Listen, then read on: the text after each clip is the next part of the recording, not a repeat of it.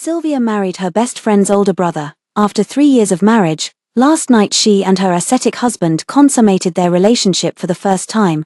During a casual chat, she mentioned this to her best friend, who turned pale upon hearing it and rushed out with reddened eyes. The next day, she witnessed a shocking scene. In a corner of the party garden, Lionel pinned Victoria against the wall. The usually dignified and self-restrained man now wore a face full of anxiety.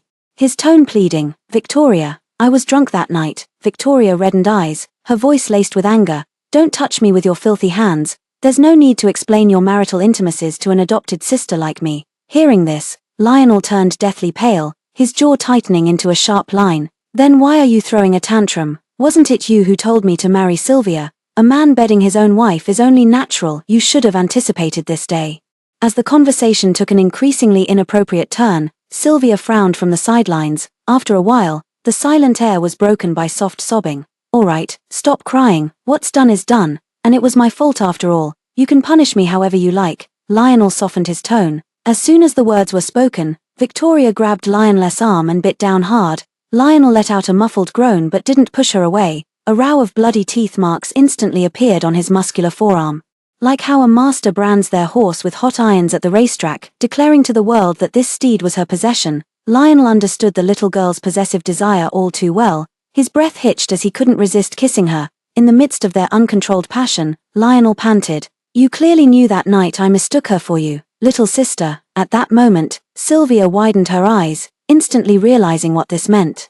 Her face turned deathly pale as her entire body trembled uncontrollably. Lionel actually had feelings for his own adopted sister, her best friend. She forced herself to escape, barely holding herself together. Her heart felt as if gripped by a giant fist, tears streaming down uncontrollably. So this was the reason he had suddenly proposed to her back then. Sylvia and Victoria were university classmates and student council members. The two often went everywhere together, including attending department parties. During these gatherings, Sylvia would always notice the same black Maybach parked outside the restaurant. Inside the car sat a sharply dressed man with an austere expression, his gaze subtly drifting toward their group. Later, Sylvia learned this man was Victoria's brother, Lionel. Because he was worried about Victoria, Lionel would wait for her at every gathering. At first, Sylvia thought he was a bit odd, but as time went by, she went from politely nodding in greeting to occasionally chatting with him, and somehow ended up falling for this doting brother. At every gathering, she always looked forward to stepping outside for some fresh air and exchanging a few words with him, and so, she silently harbored a crush on Lionel for 5 years. She knew the vast difference in their social statuses and never dared to entertain wild fantasies. Until Lionel's engagement news spread, Victoria, who saw through everything, encouraged her to confess to Lionel, "I'd rather have you as my sister-in-law than let my brother marry some spoiled young lady. You'd definitely have my back." Under Victoria's urging, Sylvia decided to give it a try. That day, Victoria sent everyone away, perhaps because the atmosphere was just right. Sylvia lowered her head and poured out 5 years of affection to Lionel without pause. Lionel remained unperturbed, as if he had long known of her feelings, with a cigarette between his lips. His narrowed eyes still followed the retreating figures of Victoria and her classmates. Seeing his reaction, Sylvia had initially thought it was hopeless and was about to say something to comfort them both when she heard Lionel say, "All right, my family's been pushing hard, can we get the marriage certificate tomorrow?" At that moment, Sylvia was so overwhelmed with immense joy and love that she hastily agreed. Only now, upon closer reflection, did she realize how many things had been off. The Porter family had strict family rules that would never allow his forbidden romance with Victoria. Rather than marry a difficult young lady from a prominent family through an arranged marriage, it would be better to wed a small-town girl with no background, someone easier to control. That way, he could protect his beloved adopted sister for the rest of his life. He truly loved her. After 3 years of marriage, he's still keeping himself pure for Victoria. The sky poured down torrential rain, drenching her completely, yet she felt no cold at all. Under the astonished sidelong glances of passers-by, Sylvia walked back step by step. That evening, she contacted a lawyer to draft a divorce agreement. Just received the agreement. Lionel is back. He saw Sylvia sitting alone on the sofa, looking devastated, but asked nothing and walked straight into the room. Sylvia stood up woodenly and handed over the contract containing the divorce papers. "Please sign these documents." Lionel paid no heed. Unbuttoning his shirt to reveal his toned physique, seeing the kiss marks densely scattered love bites, Sylvia instinctively turned her head away, playing innocent. "Wasn't it you who bit me?" Lionel casually grabbed a shirt to change into. Taking advantage of me being drunk to sneakily get things done, is this what the prestigious Tsinghua beauty is capable of? Do the men lining up to confess to you know about this? It was clearly you. That night he had clearly initiated it. Yet Sylvia lacked the strength to argue. Lionel persisted relentlessly. Sylvia, do you like me that much? Can't a woman keep her mouth shut? Are you so desperate for everyone to know I slept with you? Do you have any idea how much trouble your loose tongue caused? Victoria almost misunderstood because of you. Sylvia's eyes instantly reddened, her grip on the agreement tightening slightly. We're husband and wife doing what married couples do. What's there for her sister to misunderstand?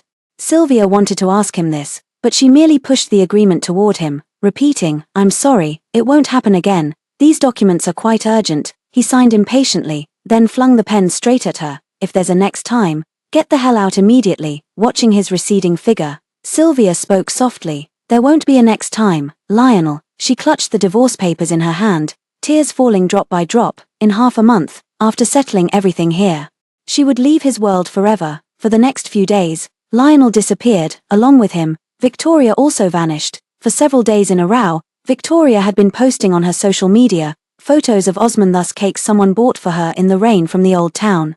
A 50-carat pink diamond, Disney fireworks lighting up the entire city, and someone kneeling to try shoes on her. The WeChat caption read, considering how someone put aside hundreds of millions worth of work to buy me Osmanthus cake, I'll generously forgive him this once, but never again. College friends flooded the comments, marveling at how amazing Victoria's mystery boyfriend was. But Sylvia could tell from the casually exposed fingers in the photo that this so-called secret boyfriend was actually Lionel. Sylvia's eyes darkened as her nails dug sharply into her palms. Back then, Lionel suggested skipping the wedding and just getting their marriage certificate, and she agreed. Her only hope was that he would accompany her on a short honeymoon trip just to a nearby city for 2 days, even if it was just soaking in hot springs or hiking in the mountains. But Lionel flatly refused, citing his busy work schedule. Now she realized it wasn't about work, it was about not wasting time on someone who wasn't worth it. Sylvia cleared out all the bags, earrings, and rare few photos with Lionel that he had given her. Watching the room she had gradually filled over the years become empty again, she felt a tinge of melancholy, but mostly relief. As she tossed out the last box of belongings, Lionel suddenly appeared beside her, spotting the items in the trash bin. Lionel frowned. Why throw these things away? They're old, time for new ones, Sylvia replied. Lionel didn't press further, loosening his tie as he sighed in relief. Go change into evening wear. You're accompanying me to a charity gala tonight. I'm not feeling well, you should go alone. This was the first time Sylvia had refused him since their marriage. He nodded indifferently, then reached out to touch Sylvia's forehead. Good, no fever. Have you taken any medicine? Before Sylvia could answer, a coquettish voice came from outside the door. Sylvia, are you done with your makeup? What gown are you wearing today? It was Victoria's voice. Lionel immediately withdrew his hand and looked toward the door. Sylvia lowered her eyes, her mind buzzing, the warmth of Lionel's palm still lingering on her forehead. When he raised his head, Lionel's gaze grew intense. Following his line of sight, Victoria wore a pink strapless pleated dress. Her hair pinned up to reveal snow-white shoulders, with large sparkling eyes and cherry lips glossed in apricot. Lionel said sternly, "What kind of behavior is this outfit? Go change your clothes." Victoria pouted and scurried over to Lionel. Bro, why are you so old-fashioned? This is totally in style now, it's called the pure seduction look. Doesn't it look good? She flatteredly shook Lionel's hand, putting on an innocent act. What pure seduction nonsense? Lionel scolded. Dressed like that, you'll just attract another bunch of good-for-nothings. Oh come on, big bro, what are you worried about? Everyone in the capital's elite circles knows I've got you, the ultimate doting brother watching my back. With you around, who'd dare come within 3 feet of me? Victoria continued coquettishly. Bro, I promise I'll stick by your side all night tonight. Okay, Sylvia, you back me up here too. Sylvia didn't say anything. But just Victoria's declaration of loyalty had already completely won over Lionel. Lionel tapped Victoria on the nose with his index finger. You, relying on your sister-in-law as your shield, acting recklessly, just this once, and you stay by my side the whole night, no running off. Yes, sir. Victoria playfully winked. Sylvia also has an identical dress, a matching sister dress gifted by Victoria. A few days ago on their wedding anniversary, she wore it full of anticipation. But Lionel didn't even glance at it. So he could feel jealous too, just not over her. Suddenly, Victoria shifted her attention to Sylvia. Sylvia, why haven't you changed into your evening gown yet? I'm not feeling well, so I won't be going. Sylvia declined. If you don't go, I'll be the only girl there, Sylvia, please come with me. Besides, this is your first charity gala appearance since marrying my brother, a perfect opportunity to be seen by all the prominent families. Brother, don't you agree? Lionel nodded, glancing at Sylvia. You just need to make an appearance. Watching his attitude shift in an instant, Sylvia felt a stabbing pain in her chest. Whenever it was Victoria who made a request, no matter what it was, he would always agree unconditionally. Sylvia sighed and silently went back to change into an evening gown. The Maybach had just stopped at the hotel entrance when the manager came forward to greet them. They were seated in the most prestigious spot. Mr. Porter Samuel and Mrs. Porter Zanna, along with a group of relatives, had already taken their seats. The banquet hadn't even begun yet, but people kept coming over to toast, with a group of young masters also following their parents to greet everyone. Seizing the opportunity to make an appearance, someone took the chance to invite Victoria to dance, but before the person in question could speak, Lionel stepped in to refuse first. Lionel's aunt frowned deeply and earnestly advised, Lionel, how old is your sister already? It's time for her to go out and socialize. Coincidentally, there are so many suitable young talents here today. This is the perfect opportunity to look around and settle her marriage early. If we delay any longer, she really won't be able to marry. Lionel's expression changed, yet he feigned composure as he said, Victoria is still young, waiting a few more years won't hurt. I'll personally choose her marriage partner. A group of relatives watched Lionel, this stubborn mule, and began urging him in unison, Lionel, we know you've doted on this younger sister since childhood, but when a man comes of age he should marry, and when a woman comes of age she should wed. What brother would hold his sister back like this? Yes indeed, Victoria is 26 this year, the same age as Sylvia, no longer young, being alone and seeing her girlfriends paired up with you. Of course she hopes to marry soon and start her own little family. As the situation escalated, Victoria was nearly overwhelmed. Beside them, Lionel suddenly stood up, his voice barely concealing his anger. I've said it before, Victoria's marriage is for me to decide, you need not interfere. Even the usually composed and self-controlled Lionel lost his temper in front of the uncles and elders, causing everyone to frown, just as the song in the dance hall changed. Samuel quietly gave Zanna a meaningful glance. Mrs. Porter Zanna immediately understood his hint and pushed Lionel and Sylvia out of the dance floor. Lionel and Sylvia, you two should go out and dance a song. You've both been busy with work lately and haven't had any couple time. This is the perfect opportunity. Set an example for the younger generation today. Just as the two were about to refuse, suddenly *snap*, a spotlight abruptly shone upon them. Seeing this, the crowd on the dance floor quickly parted to make way. Lionel bowed slightly, extending an invitation, while Sylvia placed her hand in his with an impassive expression. Wow, what a perfect match. A domineering CEO paired with an aloof campus belle. This is peak Beijing high society romance. So happy, pure novel material coming to life. Amidst the chorus of admiration, the two tacitly played their parts in the perfect love story others spoke of, by the faint lamplight. Lionel also looked at Sylvia. Today's Sylvia is beautiful. Her beauty is different from Victoria, serene, reserved, exuding the mature charm of a woman. His eyes darkened as he recalled her blooming form in bed, captivating and soul-stirring. Like a weeping melody, that night he lost control no less than 4 times. Lionel unconsciously pressed his lips to Sylvia's temple. Suddenly, Lionel stopped in his tracks. Sylvia accidentally stepped on his foot. The next moment, Sylvia's hand was released by him. Lionel stormed out through the crowd in a rage. On one side of the dance floor, Victoria was being held by a guy. Victoria leaned back desperately, but the boy pressed forward with ill intent, his large hands groping shamelessly. Furious Lionel pushed the boy aside and threw a punch without another word. Thwack! The boy fell to the ground with a thud. Was it this hand that touched her? Lionel grabbed the nearby knife and fork, poised to plunge them into the boy's palm. A violent scream erupted all around. Sylvia saw this, lifted her skirt and pulled Lionel along. At this moment, the terrified blonde overturned a nearby table in an attempt to block Lionel's advance. Dishes and soup bowls from the table crashed onto the crowd as Lionel instinctively shielded Victoria, but Sylvia beside her didn't react in time, taking the full brunt of the bowls, utensils, and food. Scalding hot soup splashed onto her arm, instantly raising a dense cluster of blisters on her delicate skin. She let out a muffled groan as she fell to the ground, shards of glass piercing her palm. Pain viciously wormed its way into her delicate nerves. When she woke again, she found herself lying in a hospital bed. As soon as I opened my eyes, I saw Victoria dozing off by the hospital bed. Lionel stood behind Victoria, gazing at her with deep affection. He took off his suit jacket and draped it over Victoria's shoulders. Just as he raised his hand to caress her, he unexpectedly caught sight of Sylvia, who had woken up. His fingers hovered in mid-air for a long moment before finally withdrawing. He didn't explain, turning straight away to call the doctor. By the bedside, Victoria had also woken up, her voice laced with drowsiness. "Sylvia, you're awake. Are you okay?" Sylvia shook her head. Victoria let out a relieved sigh. "You scared me to death. You lost so much blood yesterday." The wound split open. "And I could even see the fat, pure white. It broke my heart."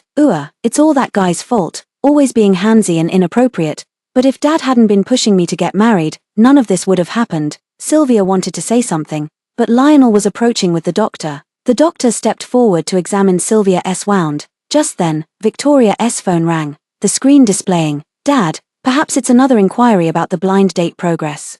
Victoria's expression instantly froze as she looked pleadingly at Lionel. Lionel furrowed his brows tightly, stepped forward to take her phone, and hurriedly left the ward. Victoria, seeing his expression and fearing something might go wrong, quickly followed after him. At this moment, the doctor finished the examination and wrote out a prescription, instructing Sylvia to go downstairs for another full-body checkup.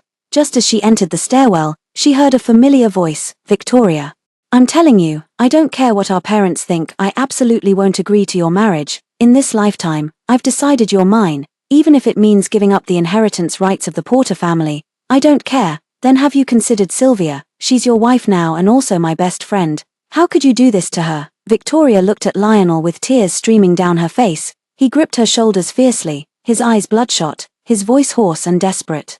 "If you were worried about wronging her, why did you force me to marry her in the first place? You knew perfectly well that I only liked you. Victoria, are you trying to drive me mad?" His words were heart-wrenching, bordering on despair. The next moment, like an awakened lion, he kissed her without restraint. Victoria couldn't withstand his fierce, passionate kisses and retreated to the wall, then uncontrollably succumbed. Soon, muffled groans and soft gasps filled the air. Sylvia couldn't bear to listen any longer and turned to leave. City C had been raining for 3 days. Sylvia stayed in the hospital for 3 days. On the day of her discharge, Lionel came to pick her up in person. He didn't get out of the car to greet her. The door opened automatically, and Sylvia quietly took her seat. The considerate and gentle brother who existed before Victoria was nowhere to be seen when facing her. Lionel glanced at her and said indifferently, "Does it still hurt?" Sylvia shook her head without responding. With a roar, the car sped off. The two remained silent throughout the journey until finally, Lionel broke the silence. "After so many years of marriage, you can tell me if something's bothering you." How efficient and composed he was when comforting his own wife. Like closing a business deal, just state whatever demands you have. Sylvia felt her heart turn to ashes as she tilted her head toward the window, saying nothing but, "It's fine. Just focus on driving." At this point, what more was there left to say between them? The fact that he didn't love her, she understood that perfectly well now. At night, Sylvia didn't sleep a wink until the next morning, when she finally dozed off in a daze. When she woke again, the sun was already high in the sky. As soon as she opened her eyes, she saw a tall, stern figure standing before the dressing table at the foot of the bed. The mirror reflected Lionel's cold, sharp profile. He sipped his coffee, his gaze intently scanning the poetry book on the dressing table. After a while, Lionel caught sight of Sylvia through the mirror. "Awake?" he asked casually, his attention still on the poetry book. "I didn't expect you to enjoy reading poetry." Perhaps Lionel had forgotten. Or maybe his secretary had prepared it. This poetry collection was the birthday gift he gave Sylvia during their university years. Over the years, Sylvia had pored over it day and night. Filling its pages with dense annotations, Sylvia changed the subject. "Not going to work today, Lionel sauntered over leisurely, one hand in his pocket. "I've been too busy lately and haven't spent much time with you. Let's go to that amusement park you mentioned before, we could both use some relaxation." Sylvia frowned, unsure what he was scheming. Before she knew it, they were already standing at the entrance of the amusement park. The amusement park manager kept the VIP access open throughout, granting priority access to all rides. Just like that, Lionel held Sylvia's hand as they rode the carousel and roller coasters. When seated on the drop tower, they tightly closed their eyes. Sylvia accidentally grabbed Lionel's hand, only to quickly let go when she realized. Leaving behind a Lionel with complicated emotions in his eyes, the final stop was the Ferris wheel. The Ferris wheel rises quietly, gradually moving away from the ground. The buildings below, the shadows of humans, grow tiny, fine as dust. The evening glow spreads across the sky, casting its light upon each other. With a boom, fireworks burst open in the sky, elevating the atmosphere to its peak. Lionel took a photo, then frantically typed on his phone.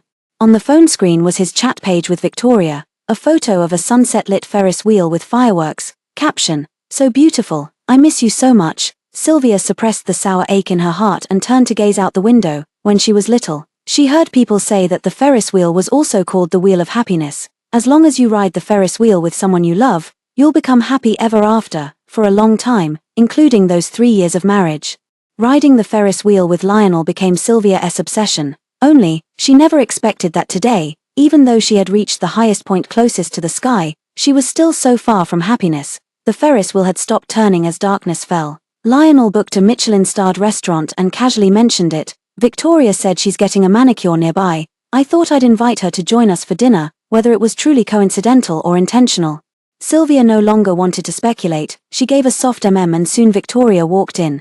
"Sylvia, how was my brother today?" Sylvia curled her lips slightly and murmured in response, "Not bad, I knew you'd like him." Victoria said triumphantly, "Lately I've noticed you've been gloomy, so I told him to spend more time with you." Honestly though, he's aloof and sunder, completely clueless about girls' feelings. "Sylvia, please be patient with him." Sylvia froze. Today's unexpected initiative from Lionel turned out to be Victoria's request. This last shred of hope had been utterly destroyed. The meal tasted like ashes in her mouth. Soon, the Michelin restaurant began its flambé performance. Victoria watched with rapt attention, dragging Lionel along to see. Sylvia, exhausted, excused herself to the restroom and left first. When I stepped out again, chaos had erupted outside. People were frantically squeezing through the doorway, their shrill screams piercing the air. Just as surprise set in, Sylvia caught a whiff of acrid smoke. "Fire! Help!" Sylvia felt a jolt of panic and turned to leave, but then remembered Victoria and Lionel were still in the private room. She braved the danger, pushing against the crowd to get inside. Just as she reached the booth, she saw Lionel shielding Victoria in his arms while heading out. "Brother, Sylvia is still in the restroom. She doesn't know about the fire. Go save her first." "I can get out on my own." "No, you're coming with me first." Lionel's voice was anxious yet firm, while Sylvia remained unyielding. "I'm fine. Go save Sylvia first. She's your wife. If anything happens to her today, how will you explain it to her parents?" "Victoria, listen to me carefully. I don't care about her or her parents. I just need you to be safe. If she managed to escape, that's her luck. If she didn't, it has nothing to do with us. You're the only one I care about. Nothing else matters." Each word struck Sylvia like a knife, cutting deep. She bit her lip, clenching her fists tightly, not daring to make a sound. Not until the two had walked far away did the surging crowd suddenly push Sylvia down. She fell to the ground unexpectedly, trampled mercilessly by the fleeing crowd. Excruciating pain shot through her back, so intense it nearly made her faint. The flames grew increasingly fierce, gradually creeping toward Sylvia. She forced herself to stand, covering her mouth and nose as she leaned against the wall to stagger outside. When she stumbled out, she saw Lionel kneeling in the distance, massaging Victoria's leg. At the sight, Sylvia felt her nose sting as tears welled in her eyes. She glanced at her bruised arm and smiled self-deprecatingly as she lowered her head. Sylvia sent a safety message to Victoria before returning alone to the Porter residence. Surviving the ordeal changed both groups of people. On one side were Lionel and Victoria, who seemed more certain about each other and began flirting openly in public. In earlier years, the Beijing social circle was rife with speculation about this pair of unrelated siblings. Lionel only quelled the rumors after getting married. Now, due to their unusual behavior, this old high society pink scandal has resurfaced. Naturally, the news reached Sylvia's ears, but after that fire, she completely gave up hope. Every day she shut out the world, obsessively packing her belongings and transferring funds, planning her departure. The days passed with methodical precision. That evening, the housekeeper burst in looking flustered, his face etched with terror. "Young mistress, please save the young master quickly. He's about to be beaten to death by the master." Sylvia paused slightly but still didn't stop what she was doing. In the car, the butler tearfully explained the whole story. Lionel got into a fight and nearly killed someone. The other party lies unconscious in the ICU, while their family has taken the matter online. When they arrived at the old house, Lionel was lying on the ground covered in blood, with a sobbing Victoria by his side. With a sharp crack, the bodyguard's whip landed heavily on Lionel, leaving another lash that split flesh. Pushed along by the butler, Sylvia walked over in a daze. "Dad, stop hitting him. Let's talk this through calmly." Seeing Sylvia pleading for mercy, the furious Samuel took a deep breath to compose himself. "Sylvia, I appreciate your effort. You must discipline Lionel properly. This beast," pointing angrily at Lionel, he continued his tirade. "Getting married yourself is one thing, But how could you be so reckless with your words? Tarnishing your sister's reputation like that? Sylvia only then realized that the boy had believed the rumors and was questioning whether the relationship between Lionel and Victoria was real. Lionel, unable to contain his anger, retorted, "So what if it is? So what if it isn't?" This response spread online, sparking even more malicious interpretations. After serving her punishment, Victoria was placed under house arrest, while Lionel remained unconscious with a high fever. Sylvia took care of him alone. In the middle of the night, she sat by Lionel's bedside.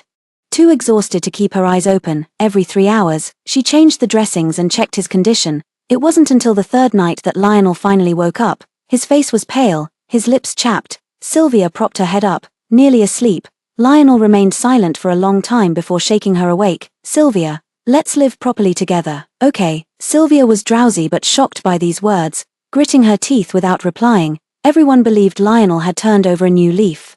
From that day on, Lionel came home punctually after work, showering her with roses and a Cartier diamond necklace, treating Sylvia with extra tenderness. The Porters seized the moment to intensify their pressure for grandchildren. It seemed they were determined to silence the gossips with a child. They meticulously arranged 99 doses of herbal medicine for Sylvia to regulate her body, eliminated Sylvia's regular meals, prepared specialized nutritional dishes, and even hired a yoga instructor to accompany her in physical exercises. Sylvia remained silent. At night, Sylvia lay in bed, and in her drowsy state, she only felt the bed sinking downward. Then a broad figure embraced her in its arms. She instinctively struggled, but was tightly held by strong, powerful arms. "Sylvia, it's me." The words came with warm breath, brushing against Sylvia's ear. "Sylvia, you love me, don't you?" Lionel's voice carried a hint of temptation and certainty.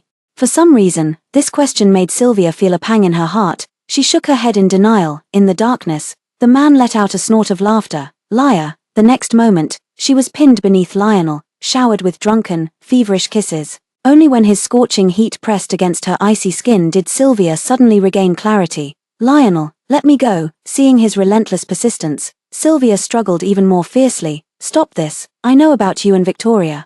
At the mention of this name, Lionel froze, his grip tightening slightly. "What about me and her?" His voice lowered as well. "Do you believe the rumors too?" Sylvia clenched her teeth, her gaze icy to the extreme. She didn't believe the rumors, she had seen it with her own eyes. "Sylvia," Lionel burst in abruptly. "You've disappointed me terribly." Lionel inhaled deeply at her slender neck, his movements growing increasingly ruthless. Beneath him, waves of excruciating pain. As if tearing her apart, Sylvia clenched her teeth, refusing to let out even a whimper. Amid the struggle, she suddenly remembered how Lionel had looked when they first met. A white shirt, black trousers, amidst the swirling smoke, a pair of perpetually lonely eyes gazing wistfully at Victoria, who was laughing heartily in the crowd. Then came Sylvia. She was being meddlesome, unaware that falling petals yearned to follow the flowing water. Yet she chose to be a stubborn rock startling the spring dream. Half an hour later, Lionel walked out without saying a word. Sylvia felt her mind go blank as she forced herself to sit up. She intended to go to the pharmacy for contraceptives and painkillers, but as she passed Lionel's study, she heard the sound of his voice. "Yeah, it's already done. Just did it once. Don't worry, she'll get pregnant." "Didn't you get pregnant after just one time too?" "Yeah, I didn't kiss her, then." His voice dropped even lower. "I've arranged all the paperwork for going abroad. The environment there is good, and the medical facilities are excellent. You can rest assured and focus on your pregnancy there. Victoria, I've planned it all out. After Sylvia gives birth, I'll have our child replace hers. Then find an excuse to divorce her. When the time comes, our child will become the rightful heir of the Porter family, and we can finally be together." Sylvia leaned against the cold wall, her body trembling uncontrollably. So that's how it was. It wasn't fear of outside rumors, nor was it Lionel turning over a new leaf, but because Victoria was pregnant, she, Sylvia, had only ever been the fig leaf covering their love affair. He had even planned to use her and then completely discard her once his purpose was served. On the last day, Sylvia shipped her suitcase to the airport early in the morning. Just as she was about to go downstairs and leave, she bumped into Victoria. She still greeted Sylvia warmly, but Sylvia had no mood to entertain her. Victoria turned pale and asked anxiously, "Sylvia, have you also believed the rumors online?" "None of that is true. We're friends. Lionel is my brother. How could I possibly do such a thing?" "Victoria," Sylvia gritted her teeth. "From today onward, we are no longer friends." Sylvia walked forward. Victoria followed to explain, but her foot slipped, and she tumbled down the stairs. "Ah!" Victoria cried out. In the moment of danger, she reached out her arm and grabbed Sylvia. Sylvia lost her balance and fell straight onto Victoria. Lionel rushed over upon hearing the noise, only to see Sylvia elbow Victoria. Victoria! Lionel charged forward and yanked Sylvia away. Holding the unconscious Victoria in his arms, he glared at Sylvia with bloodshot eyes. Sylvia, how dare you push her? I didn't. How dare you lie? Lionel roared. Butler, take the lady downstairs for disciplinary punishment. With that, Lionel carried Victoria away. Sylvia was roughly dragged away by the bodyguards. Thud, thud, thud, again and again. Sylvia lay curled on the cold ground, blood soaking through her clothes. She could no longer feel pain, only cold, a bone-chilling cold. After the bodyguard left, Sylvia rested for a while before forcing herself through the pain to escape the villa. Every step away was excruciatingly difficult, yet each step was taken with unwavering resolve.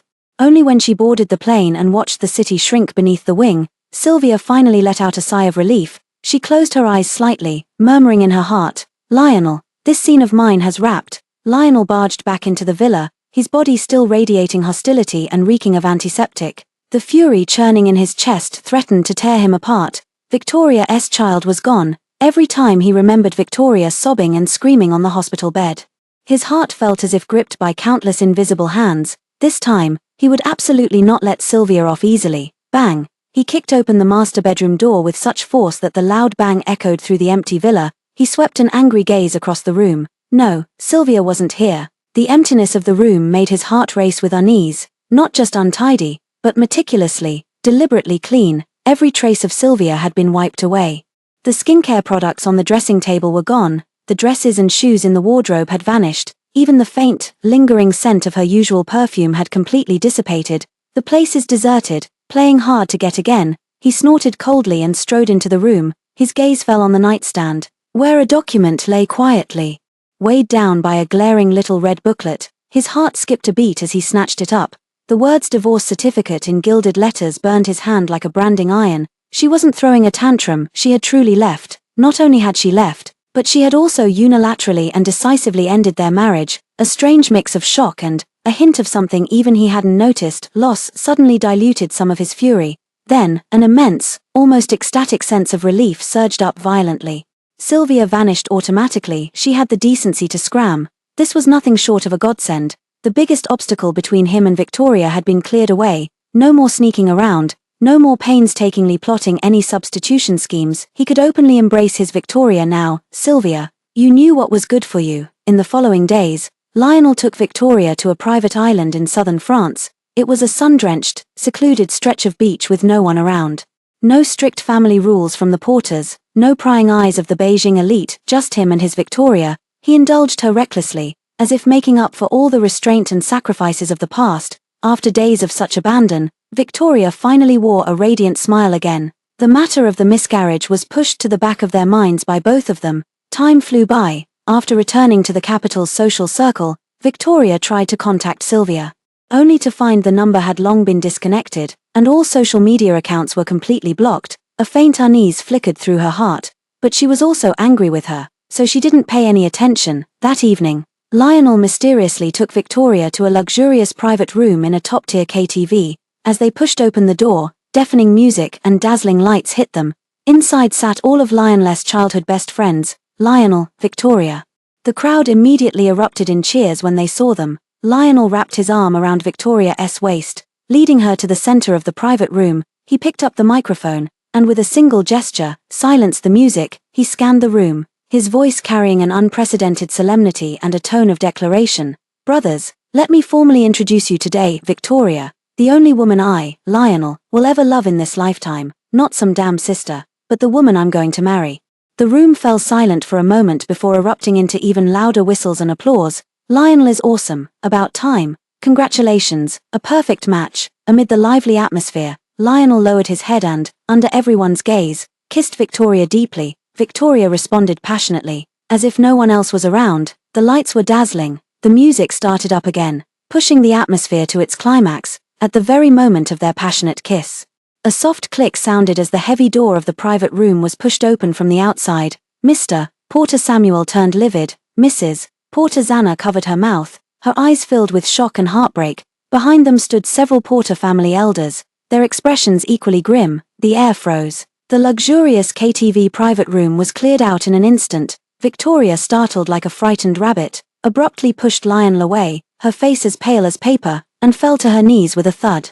Dad, Mom, uncles. Samuel took a deep breath, looking at Victoria kneeling on the ground, his voice weary and heavy. Victoria, why? Though you're not our biological child, I've searched my conscience and can say we've never treated you unfairly. How could you do something so morally bankrupt, repaying kindness with betrayal? Dad, it's not Victoria's fault. Lionel stepped forward, shielding her behind him. I forced her. I love her. I've loved her all along.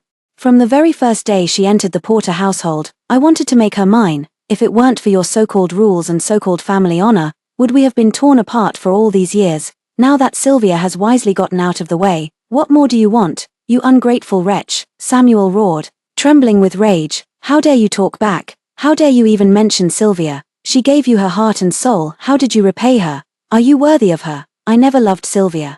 Lionel shouted even louder, his eyes bloodshot. She was the one who shamelessly insisted on marrying me. I never loved her. My heart has always belonged to Victoria. You're the ones who forced me to marry her. You're the real culprits who tore us apart. Beast. Samuel could no longer contain himself, his finger trembling as he pointed at Lionel. I, Samuel, refuse to acknowledge a shameless, ungrateful son like you. From this day forward, I sever all ties with you.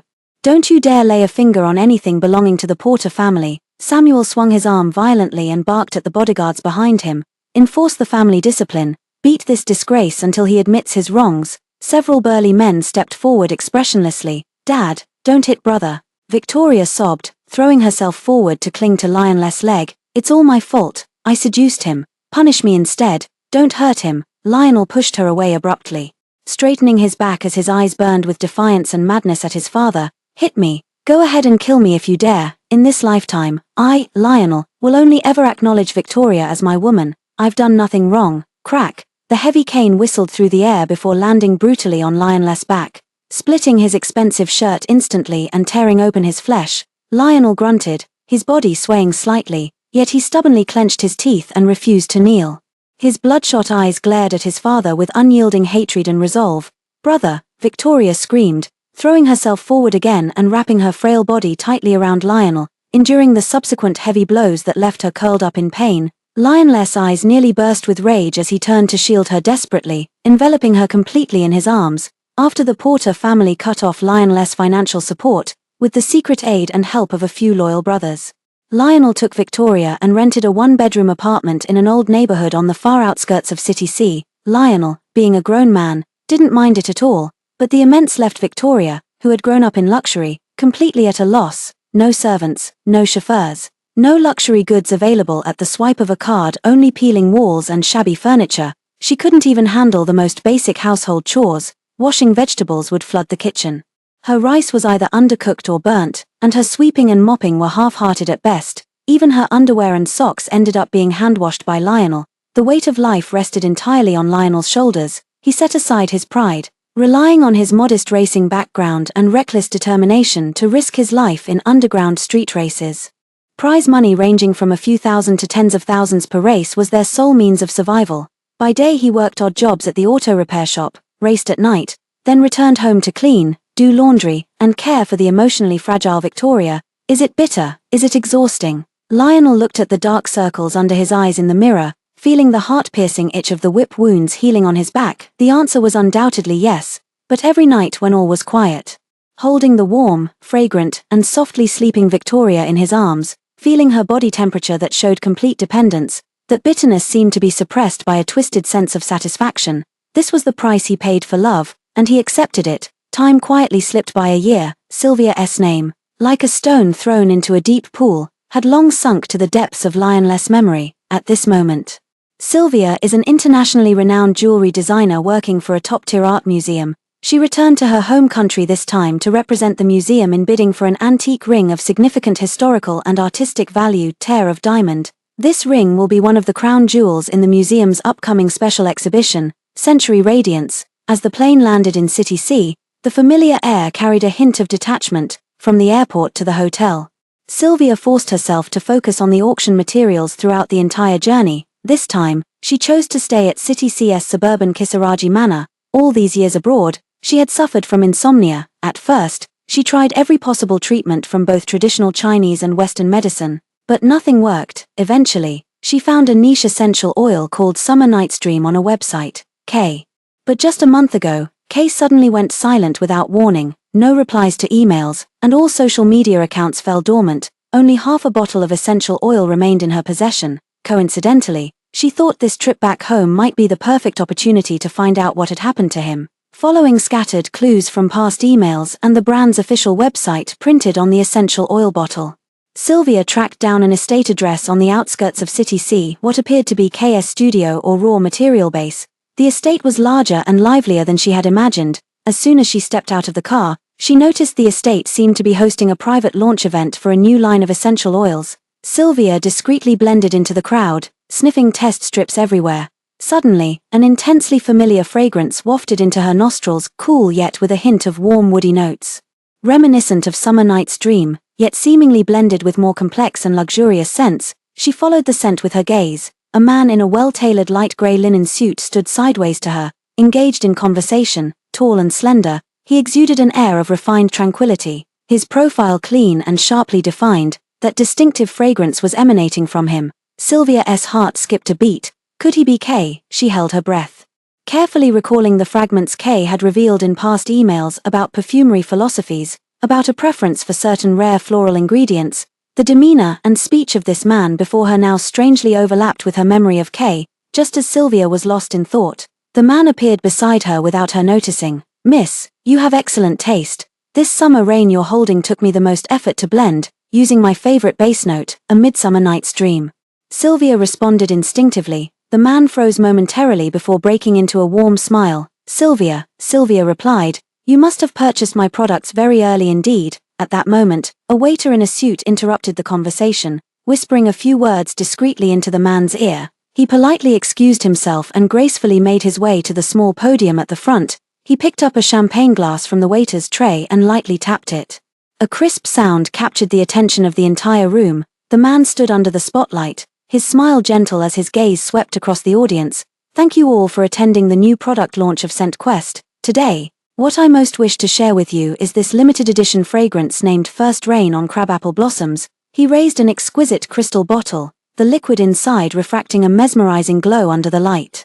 "Its inspiration comes from a girl as pure and beautiful as Crabapple Blossoms. I owe her my creative spark and a profound awakening to life." There was a trace of imperceptible tenderness in his tone. "I hope you'll like this gift, imbued with the fresh dew scent of crabapple blossoms after rain. Finding a soulmate who understands your music is rare indeed. To repay this kindness of recognition, all proceeds from this fragrance will belong to Victoria." Slap. A strong beam of light suddenly illuminated a particular spot in the crowd. Victoria wore a pristine white gown, her face adorned with just the right mix of surprise and emotion. Under the collective gaze of the crowd, she slowly rose to her feet and offered the man on stage an innocent, bashful smile. Below the stage, Sylvia paled instantly, the color draining from her face. She stared at the man on stage, his gentle smile and attentive gaze, then at the radiant Victoria amid the crowd. As memories of the past year's heartfelt exchanges with Kay resurfaced, Sylvia found it all bitterly ironic. Those late-night confessions now seem utterly absurd and laughable. The girl who truly held his heart was Victoria, while she, Sylvia, was merely an anonymous sounding board, someone to pass the time with during his perfumery breaks. Disappointment and humiliation engulfed her like tidal waves. She instinctively took a step back, bumping into the waiter's tray behind her with a faint clatter. Kay on the stage turned at the sound, his gaze meeting Sylvia's, momentarily flashing with the pain of a successful strike. Virgil frowned slightly, puzzled by the complex emotions in this unfamiliar woman's eyes. Sylvia, however, had already quickly lowered her head, turned away, and almost fled from the dazzling center of lights. Disappearing into the shadows of the crowd, Sylvia returned to the hotel, wanting only to check out of this mountain resort immediately, to escape this suffocating place. But after checking, she found there were no other suitable accommodations nearby. The nearest hotel was in the city center, too far from the auction venue. Reluctantly, she had no choice but to stay for the time being. In the evening, she stepped out of the main building, restless and in need of fresh air. Dusk settled around the estate as warm yellow lights flickered to life along the garden path. Not far away, hushed voices carried through the air. Instinctively, she ducked behind a nearby wisteria trellis. It was Virgil and Victoria. "Victoria, take it. The proceeds from this perfume mean nothing to me. but they can solve your urgent needs. Virgil's voice carried undisguised heartache and concern as he handed a document folder to Victoria. Victoria took a step back, her voice stubborn. Mr. Virgil, thank you for your kindness, but I can't accept unearned favors, and, she paused, her voice lowering, Lionel would be unhappy if he knew. He's very proud. Virgil's voice held a trace of barely concealed mockery. Will pride make your life better? Will it keep you from squeezing into that shabby rental? What can Lionel give you now, a man without a proper job, risking his life in street races? Where's his future? Shut up. Victoria suddenly raised her head, her voice rising sharply. Don't you dare speak of him like that. Lionel works so hard. He gives his all every single day. Her voice choked slightly. He's saving up to buy me a ring. I won't do anything that might make him misunderstand or hurt him. I won't take your money. With that, she turned and ran off, leaving Virgil standing there, his expression unreadable in the twilight. Behind the flower trellis, Sylvia listened silently. So his name was Virgil, so Victoria had her own convictions too, but to Sylvia, they sounded grating and laughable. She turned away silently and left along another path. Returning to her frigid room, she immediately opened her computer and made an overseas video call to discuss auction-related work. As she took the call, her phone buzzed with vibration, the screen flashing the name of her college friend Alyssa. Sylvia hesitated for a moment before answering. Sylvia, my boyfriend said he ran into you at Crescent Moon Villa. You're back in the country and didn't tell me. Alyssa's voice brimmed with excitement. Perfect timing, there's an ultra-thrilling GT racing championship tomorrow, and I scored VIP tickets with amazing seats. You have to come. I've missed you so much after all this time. Sylvia initially wanted to refuse, but then she thought of how Alyssa was one of the few friends who knew her past and genuinely cared for her. Realizing this farewell might last years again, her heart softened. Okay, send me the address. The racetrack was buzzing with excitement over the weekend. Sylvia found the VIP area, and Alyssa immediately rushed over for an excited hug. Standing beside her was a refined man with glasses, her boyfriend, Stephen, and there was one more person, Virgil. Alyssa winked mischievously. Sylvia, let me introduce you. This is Mr. Virgil, a rising star and a master perfumer. Virgil, this is my best friend, Sylvia, now an internationally renowned jewelry curator. Virgil was visibly startled when he saw Sylvia. He extended his hand, his tone flat. Sylvia, we meet again. What a coincidence. Sylvia reached out and shook his hand lightly, distant yet polite. Mr. Virgil, a pleasure. Alyssa deliberately placed Sylvia and Virgil together. As they took their seats, Alyssa and her boyfriend intentionally steered the conversation to lighten the mood. Virgil responded with a few words, but Sylvia could sense the aloofness beneath his polite demeanor. Perhaps his heart belonged to another, and he wished to avoid misunderstandings. Working on any new projects lately, Mr. Virgil? Sylvia asked out of courtesy. Just some commercial fragrances, nothing special, Virgil replied dismissively, his gaze sweeping across the racetrack. Sylvia, are you also interested in racing? First time watching, don't really understand it, Sylvia answered truthfully. Both tacitly shifted their attention to the track. Using the deafening roar of engines and the commentator's excited narration to end this awkward small talk, Alyssa had chosen VIP front row seats with excellent views. A dozen or so modified sports cars in various colors and exaggerated designs were parked at the starting line, their drivers wearing standardized helmets that obscured their faces. Ladies and gentlemen, the thrilling moment has arrived. Let's meet tonight's warriors. The host's booming voice rang out as he introduced each racer's alias, team affiliation, and past achievements one by one. Sylvia couldn't hear clearly, yet her gaze was involuntarily drawn to a grey-blue race car positioned in the middle of the lineup. The starting gun fired. More than a dozen car shadows shot like arrows from a bow, tearing through the air with a deafening roar as they instantly plunged into the winding racetrack. The sheer visual impact of their speed was utterly breathtaking. Igniting the frenzy of the entire audience, the roar of the engines threatened to shatter eardrums. Sylvia didn't understand racing rules and could only follow the live commentary, trying to immerse herself in the feverish atmosphere. The commentator spoke at breakneck speed. Currently leading are Black Panther and Lightning. Phantom and Gale are biting close at their heels in the middle positions. Look, that grey blew off the string. He didn't have the fastest start, but his daring cornering is allowing him to overtake one after another. Her gaze involuntarily locked onto that grey-blue car codenamed Off the String. His driving style carried a near-reckless aggression, taking every turn as if courting death only to be reborn. Yet each time he miraculously and precisely overtook the cars ahead amidst perilous situations. That desperate, all-or-nothing ferocity inexplicably tugged at Sylvia's heartstrings. She unconsciously held her breath.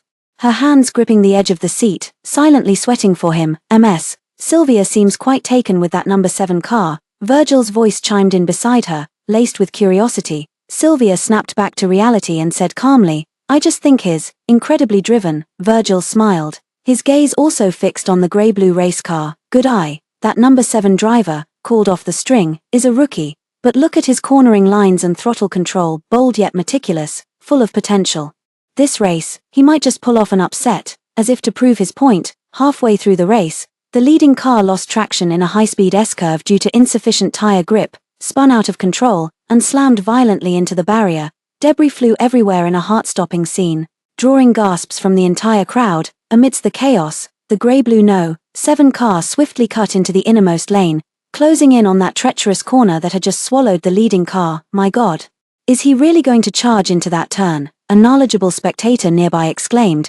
"That corner's angle is vicious, the runoff area's tiny, and it's even more dangerous after the recent crash. Is he trying to get himself killed?" Rumor has it he's a rookie with no backing, probably betting everything on making a name for himself in one race.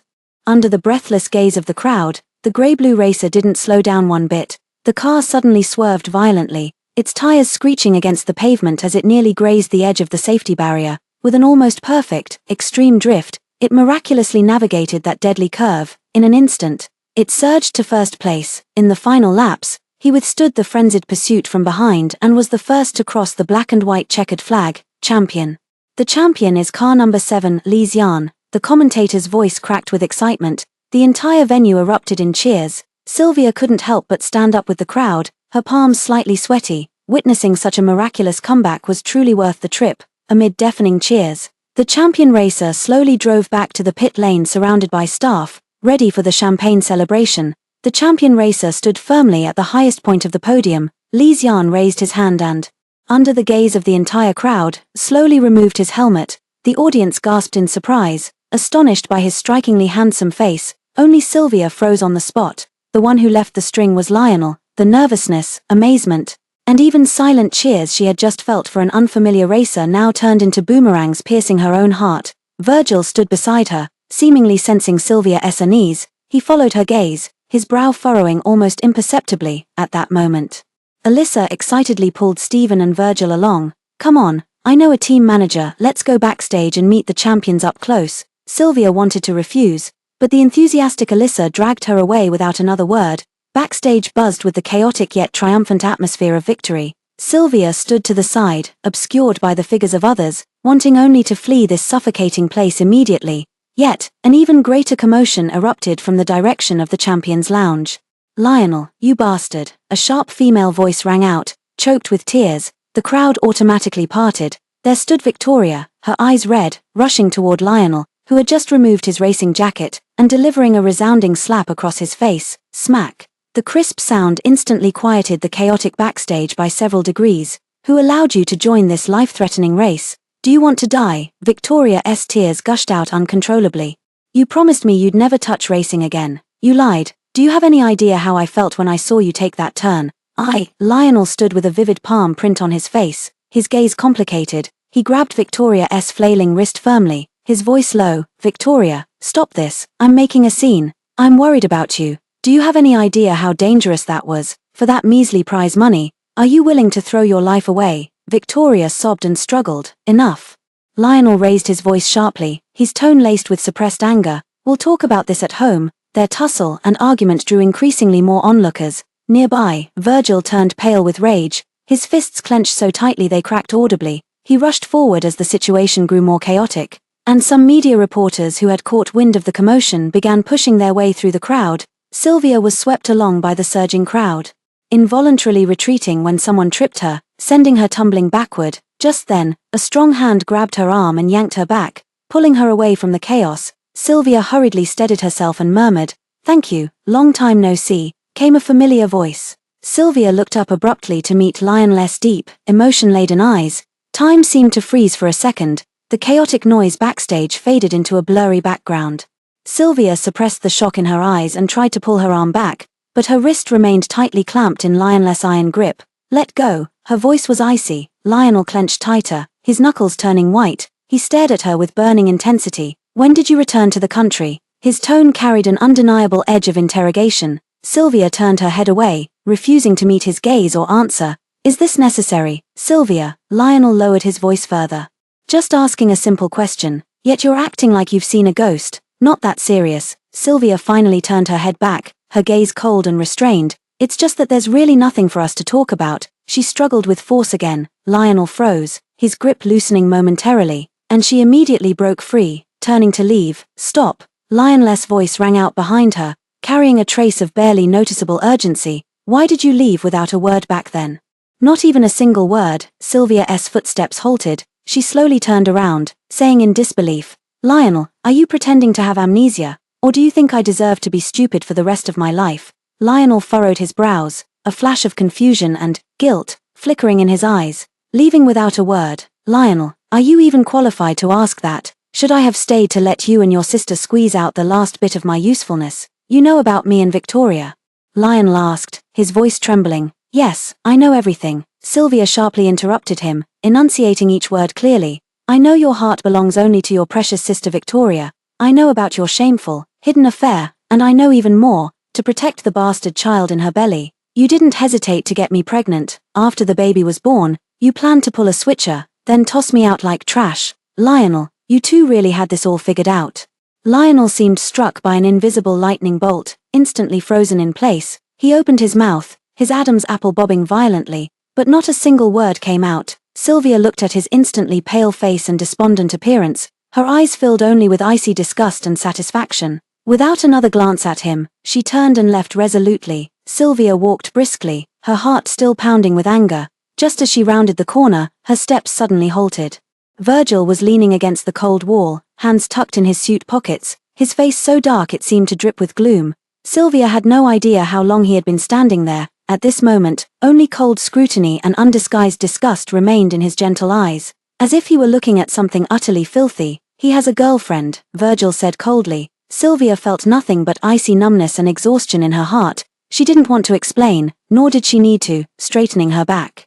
She ignored Virgil's devouring gaze and words, walking straight past him as she hurried toward the exit. Back at the hotel, Sylvia collapsed onto the sofa. Why bother arguing with Lionel? Why not slap him right then? Why let him see her emotional turmoil? She irritably ran her fingers through her hair. Virgil's disgusted gaze also lingered stubbornly in her mind.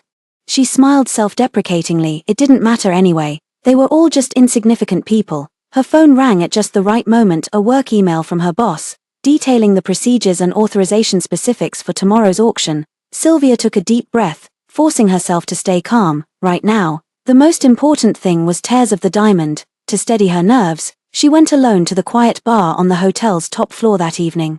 The bar owner noticed she was alone and struck up a conversation. Upon learning she had returned to the country single, the owner's eyes lit up as he enthusiastically offered to set her up. Ms. Sylvia has such refined elegance, she absolutely deserves a brilliant young talent. I know just the perfect match. Excellent family background, outstanding character, remarkable abilities, and strikingly handsome to boot. Most importantly, he's exceptionally cultured and understands the art of living. I tell you, you two are practically made for each other. The owner spoke with animated excitement. Just as the conversation was getting lively, the boss suddenly brightened up and enthusiastically waved toward the door. Ah, speak of the devil, what a coincidence. Virgil, over here. Sylvia's internal alarms went off as she followed the boss's gaze. Sure enough, it was Virgil. Virgil also spotted Sylvia, his brow furrowing almost imperceptibly, unaware of the subtle tension. The boss cheerfully introduced the two. Virgil, this is Sylvia, Ms. Sylvia, a top designer who just returned from abroad. Ms. Sylvia, this is the talented young man I told you about. Virgil, don't you think they make a perfect match, like a talented man and a beautiful woman? Hair, being set up by two different groups in a single day. What a small world. Virgil twitched the corner of his mouth, revealing a faint mocking smile. Sam, you're joking. I'm rather conservative and traditional in my views. I prefer simple, pure-hearted girls. Ms. Sylvia, having lived abroad for so long, must be worldly and exceptionally independent. I'm afraid she doesn't quite suit an old-fashioned man like me. Sylvia could hear the veiled insinuations and disdain in Virgil's words. The boss, somewhat awkward, tried to smooth things over. Virgil, you shouldn't say that. Ms. Sylvia is a wonderful person, gentle and talented. Appearances can be deceiving. Sam, Virgil cut him off, his cold gaze sweeping over Sylvia. Some people may look glamorous on the outside, wear exquisite perfume, but who knows what twisted schemes they're hiding beneath. Don't be fooled by appearances. Sylvia tightened her fingers around the wine glass, her knuckles turning white. Her smile bright yet devoid of warmth. Mr. Virgil, you certainly look the part of a distinguished gentleman with impeccable taste. What a pity, perhaps you've gone blind at a young age. Given your poor judgment of character. But don't worry, the world is vast, and there must be someone out there worthy of Mr. Virgil's noble standards. You, Virgil darkened his expression. At that moment, someone called the boss away to handle a matter. The boss excused himself apologetically, leaving behind the tense standoff between the two. Sylvia, I'm warning you, Virgil hissed in a low voice, his malice undisguised. Lionel and Victoria, that's not something you can meddle in. Victoria is more beautiful, more kind-hearted than you. They grew up together, their bond runs deep. Take those unspeakable thoughts of yours and bury them now. Don't humiliate yourself. Ha ha ha. Sylvia burst into laughter as if she'd heard the most ridiculous joke, yet her eyes remained icy cold. Virgil, your imagination is wasted not writing novels. I have absolutely no interest in your soap opera drama, none whatsoever. She enunciated each word deliberately, then drained the remaining liquor in her glass. Setting down the cup, she grabbed her purse and strode out of the bar without a backward glance. Virgil stood rooted in place, his expression darkening as he watched her resolute retreat. He lifted his glass and took a fierce swig, irritably tugging at his tie. His gaze swept across his left wrist. There was an intricately woven dark red bracelet tied there, given to her by a girl who understood perfumes. He searched for her for a long time, only to later discover this person was Victoria. They met too late. Victoria already had someone she loved, yet he resolved to silently guard her happiness.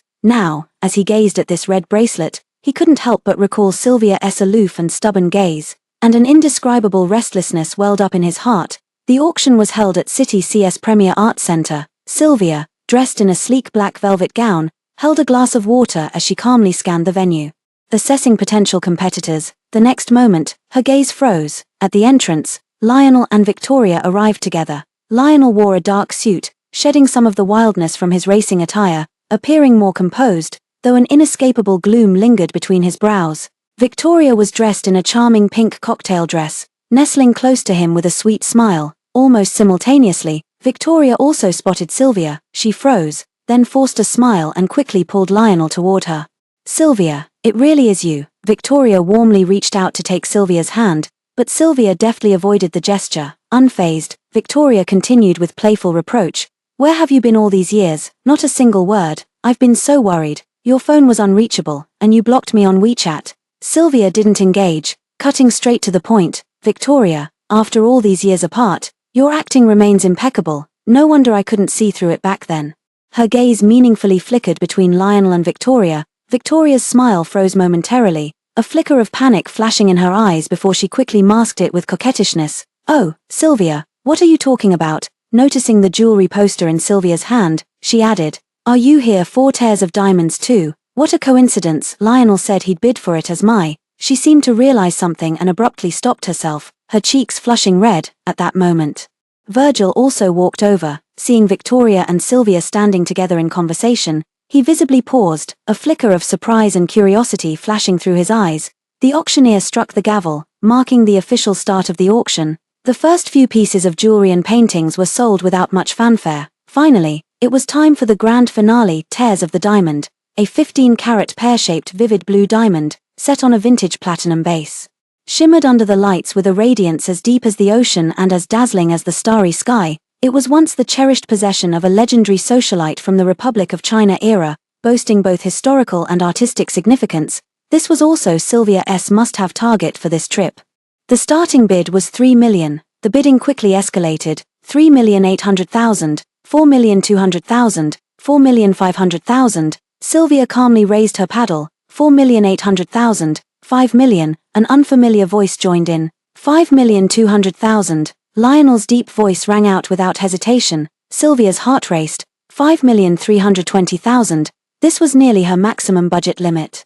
The unknown bidder fell silent. The auctioneer scanned the room. $5,320,000. First call. $5,320,000. Second call. The gavel is about to fall. $5.8 million. Lionel's voice was resolute as he raised his paddle again. Wow. A hushed wave of exclamations rippled through the room. This price had clearly exceeded the diamond's market premium. Victoria clutched her mouth in excitement, suddenly grabbing Lionel's arm before planting a loud kiss on his cheek. More, thank you, darling, I love you. The volume was just right, not too loud, not too soft, perfect for the surrounding Sylvia to hear.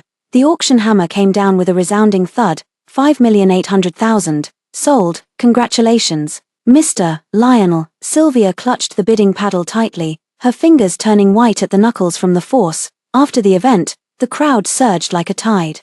Sylvia clutched the folder containing documents and the unsent bid proposal, walking briskly toward the exit while murmuring rapidly into her Bluetooth earpiece. Boss, we missed it. Someone outbid us, 5.8 million. Yes, way over budget. I'll immediately look for alternative options and email you later. I know how important this is. Sorry. Suddenly, a page of background material slipped from her hastily flipped folder and fell to the ground. A hand with prominent knuckles picked up the paper just before she could. Sylvia looked up and found herself staring into Lionel's bottomless eyes. He handed the paper back to her, his gaze sweeping over its contents. So you're now the jewelry curator in charge at the museum. Impressive. His tone carried a deliberate softness, as expected of a top student excellent at everything you do. Sylvia took it expressionlessly, her fingertips cold, offering no response as she turned and walked away. The click of her high heels against the polished marble floor echoed crisply and alone. After walking a few steps, the voice suddenly stopped. Sylvia whirled around abruptly, walked back, and stopped in front of Lionel, tilting her face slightly upward, her gaze sharpened. Mr. Lionel. That ring, she pointed at the velvet box containing the tear of diamond in his hand. The museum will add another 200,000, 6 million flat. Will you sell? Lionel clearly hadn't expected her to be so blunt and was momentarily stunned. Sylvia gave him no time to think, speaking steadily with clear logic, based on the carat weight, quality, and cut of this blue diamond, combined with recent transaction records of similar diamonds in the international auction market. 8 million is already an extremely high premium. The chances of you finding another buyer at this price or higher in the short term are nearly impossible. The capital lockup cost is substantial, she analyzed calmly, as if evaluating a piece of merchandise. Lionel watched her, feeling for the first time so clearly the sharpness and sense of control that radiated from her, the unmistakable aura of a corporate elite. Seeing his silence, Sylvia leaned slightly forward and lowered her voice. I know in the past, this amount of money would mean nothing to you, young Master Lionel, but now, she paused, her gaze meaningfully sweeping over his last season's suit before shifting to Virgil and Victoria conversing not far away. The Porter family cut off your financial support, forcing you to risk your life in high-stakes racing for money. Victoria, that pampered young lady who's never lifted a finger, probably can't offer you much help either. Lionel's face visibly darkened, his jawline tightening. Sylvia knew she'd struck a nerve. Why be so stubborn? Her tone carried a hint of persuasion yet remained icy. You and Victoria have a long life ahead. Firewood, rice, oil, salt, sauce, vinegar, tea, every household necessity costs money. Poverty-stricken couples suffer in all matters, a truth I'm sure you understand. Her gaze returned to the ring. Sylvia. Lionel's voice was low. This ring is the wedding band I intend to give Victoria. Sylvia's expression didn't change in the slightest, if anything. The faint curve at the corner of her lips deepened slightly while her eyes grew colder. Therefore, she uttered softly, you should consider my proposal even more carefully. Having said that, she turned away from him once more, this time with steps that held no hesitation whatsoever. After walking just 2 or 3 meters, a deep yet clear voice came from behind Lionel's. What about the phone? Sylvia didn't stop walking. Your old number is out of service. Lionel's voice pursued her, carrying an undeniable force. If I make up my mind, how do I reach you? Sylvia paused mid-step. She turned around slowly. Sylvia studied him in silence for several seconds before retrieving a studio business card from her handbag, pure white cardstock bearing only a minimalist logo, an address, and a landline number. Call this number when you've made your decision. Ask for Curator Sylvia. Her voice was utterly devoid of inflection. I want your personal number. Lionel stepped forward, his tone carrying a peculiar obstinacy. Before I change my mind. Sylvia stared at him for a few seconds, then suddenly tugged at the corner of her mouth, a gesture that could be either mockery or impatience. She pulled out a pen, swiftly scribbled a string of numbers on the back of the business card with a flourish, and handed it to him. Lionel immediately took out his phone and dialed the number right in front of her. A few seconds later, Sylvia's phone buzzed in her handbag, the screen lighting up to display an unfamiliar number from City C. It's real. Lionel ended the call, his gaze heavy as it settled on her, as if he just confirmed something of great importance. At that very moment, Victoria and Virgil emerged from the crowd nearby. Victoria and Virgil both turned their gaze toward the two people with ambiguous expressions. The air seemed to freeze in that instant, on the way back to the suburbs. The atmosphere inside the car grew so thick you could wring water from it. Victoria pursed her lips tightly, turning her head to gaze at the fleeting nightscape outside the window. Lionel knew she was angry, but his own mind was tangled in a mess. Sylvia's final coldly rational analysis kept circling in his head like a curse. He irritably tugged at his tie, not rushing to comfort Victoria as he usually would, as soon as the car stopped in front of the rental house. Rain began to fall from the sky. Lionel picked up the umbrella, habitually preparing to get out and walk around to the passenger side to fetch Victoria, but as soon as he pushed the car door open, Victoria dashed headlong into the curtain of rain. "Victoria," Lionel called out sharply, opening the umbrella as he hurried after her. The cramped living room of the rented apartment was filled with the damp smell of mildew and the greasy odor of cooked food. Lionel draped a towel over her shoulders. "You'll catch a cold in the rain. Go change first. Don't touch me." Victoria shook off his hand violently, turning around with swollen eyes, her face indistinguishable between rain and tears. "Go find her then. Go find Sylvia," exchanging phone numbers, chatting so happily. "What do you take me for? I didn't." Lionel frowned, his voice weary. You just what? Just pity her for not getting the ring, or can't forget your old flame." Victoria's voice turned shrill. "Lionel, open your eyes. It's me who's staying by your side through thick and thin." "Me, Victoria, not her, Sylvia. She left you long ago. She's now some glamorous big shot curator. What are you, a penniless racing junkie kicked out by your family? Do you really think she'd spare you a second glance? Enough." Lionel's anger flared as he grabbed Victoria's shoulders and growled. "Yes, I'm useless, can't give you your old life. But at least I'm still fighting. Why did I bid for that ring?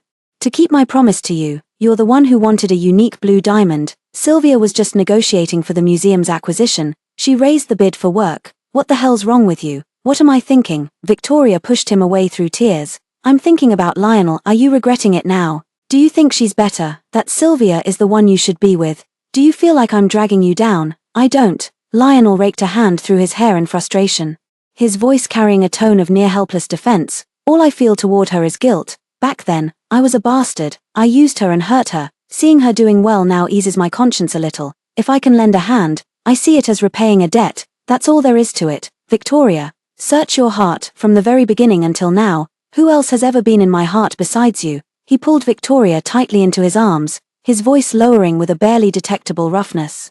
"Stop overthinking. We fought so hard to be together. Don't let someone irrelevant come between us. I love you, Victoria. In this lifetime, it's only you." Victoria gradually quieted in his embrace, her sobs softening into muffled, wounded sniffles. The night was deep and quiet. Lionel lay in bed, while Victoria beside him had fallen asleep from exhaustion after crying, yet he felt no drowsiness. In the darkness, Sylvia's cold, lifeless eyes kept reappearing. Then, some long-faded scenes emerged with startling clarity. When she first married into the family, she would always carefully bring him warm hangover soup, her eyes filled with timid concern. When he returned from working overnight, there was always a dim floor lamp left on in the living room, where she would curl up on the sofa waiting for him, a half-read book still in her hand. Once when he suffered a stomachache, sweating profusely from the pain, it was she who silently stayed by his side all night, using warm towels to wipe his sweat over and over, her fingers icy yet extraordinarily gentle.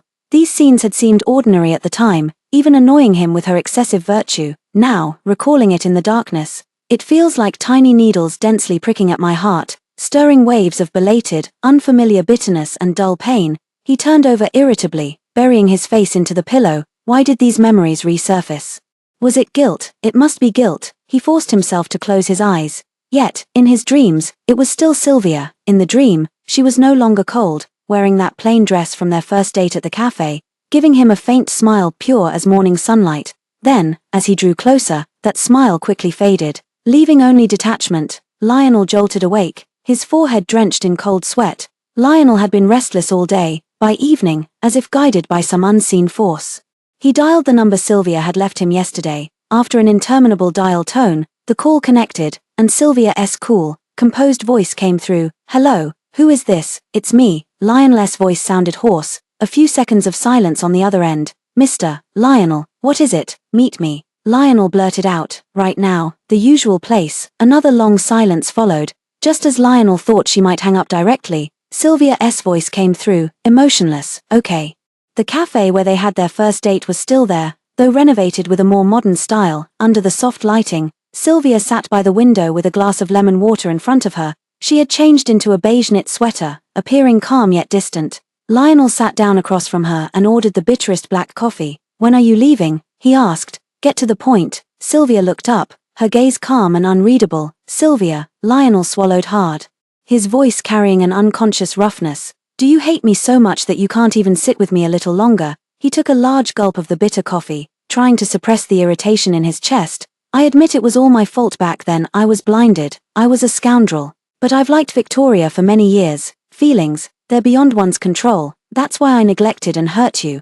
I owe you a proper apology. Sylvia listened quietly, her face expressionless, as if hearing a story that had nothing to do with her. You're very lovely, Lionel blurted out, looking at her calm profile with a sincerity that even surprised himself. Really? So, don't let a failed marriage trap you. You're still young and deserve better. Sylvia traced her fingertip lightly along the rim of the glass before finally lifting her eyes to meet his. The corner of her lips curled into an icy smile. Mr. Lionel, did you ask me out today just to give me psychological counseling, to persuade me to let go of the past and embrace the future? She set down her cup, leaning slightly forward with a sharp gaze. Or perhaps, seeing that I'm not as miserable as you imagined, has left you, young Master Lionel, feeling unbalanced? Did you need to confirm whether I'm still pining after you, just to satisfy that pitiful, belated vanity of yours? Lionel turned pale at her words, gripping his coffee cup tightly.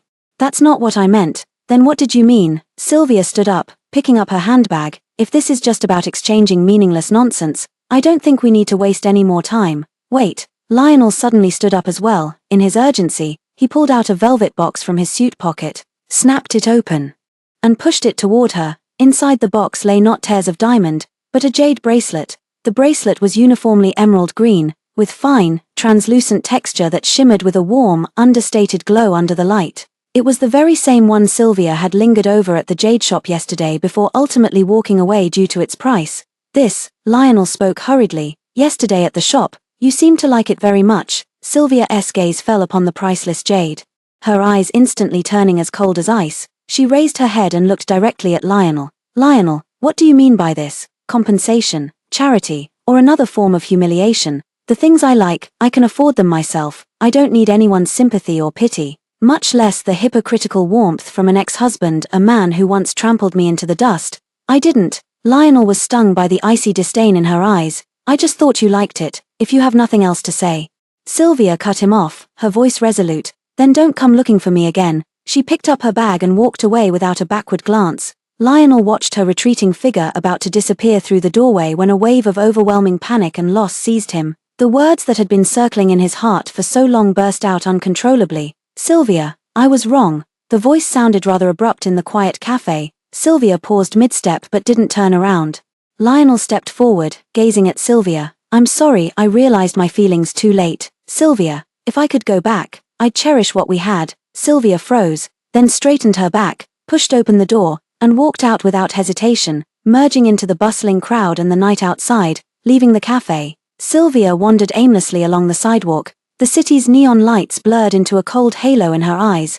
Lionel's last words buzzed in her ears like flies, reeking of nauseating hypocrisy. Cherish. What did he know about cherishing? His so-called cherishing was only worthy of Victoria. She just wanted to return to the hotel quickly, to leave this suffocating city behind completely. Walking through a relatively quiet street, she prepared to hail a cab. Suddenly, the screeching sound of tires skidding on pavement came from behind her. A car careened uncontrollably toward the guardrail where she stood. Sylvia, her mind went blank, her body frozen stiff with fear. At the critical moment, a dark figure lunged out from the side. With tremendous force, it slammed into her and sent her flying. Bang, boom, a deafening crash erupted, metal twisting, glass shattering all at once. Sylvia was sent sprawling by the impact, landing hard several meters away as searing pain shot through her elbows and knees. Dazed, she lifted her head.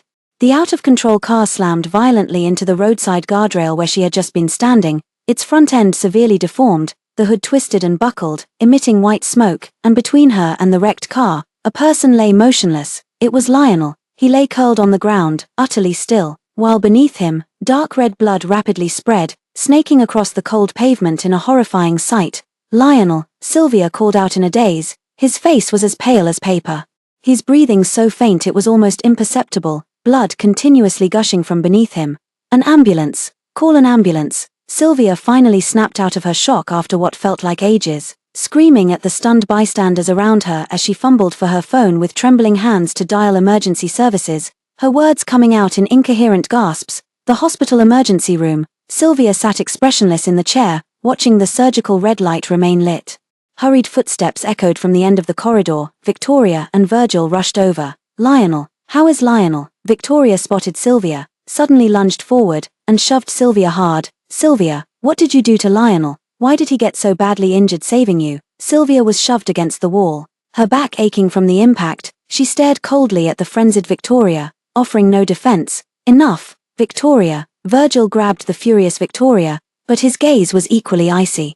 Cutting into Sylvia with undisguised loathing and contempt. Sylvia, you're like a haunting ghost. If anything happens to Lionel, I swear I won't let you off. He turned his head and sternly ordered the two bodyguard-like figures following him, keep an eye on her.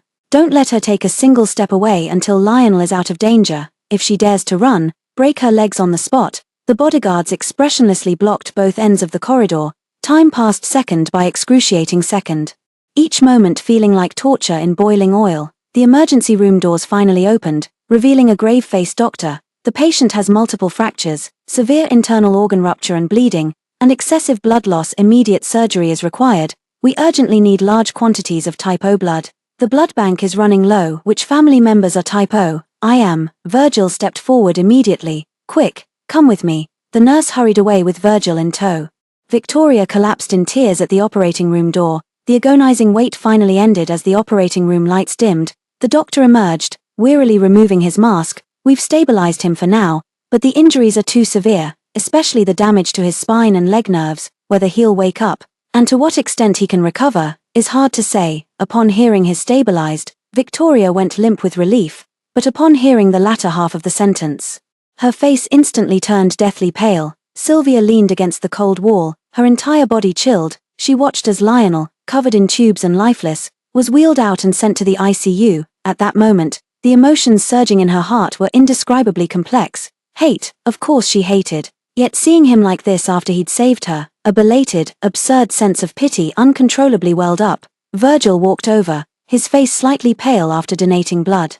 Seeing Sylvia still standing there, the disgust in his eyes intensified. He shot a glance at the bodyguard. Take her out, don't let her be an eyesore here. The bodyguard stepped forward, roughly grabbing Sylvia's arm to drag her out. Let go, I'll walk myself. Sylvia struggled, amid the tussle. An ornament was torn from her handbag, a meticulously woven, slightly faded red cord with a small piece not tied at the end. Virgil's gaze inadvertently swept over the red string lying on the ground, and his pupils suddenly contracted. He abruptly looked down at his left wrist. There, tied around it was an identical, similarly faded red string with a piece knot. He froze in place as if struck by lightning. A few seconds later, he suddenly bent down to pick up Sylvia's red string, then raised his own wrist to carefully compare them.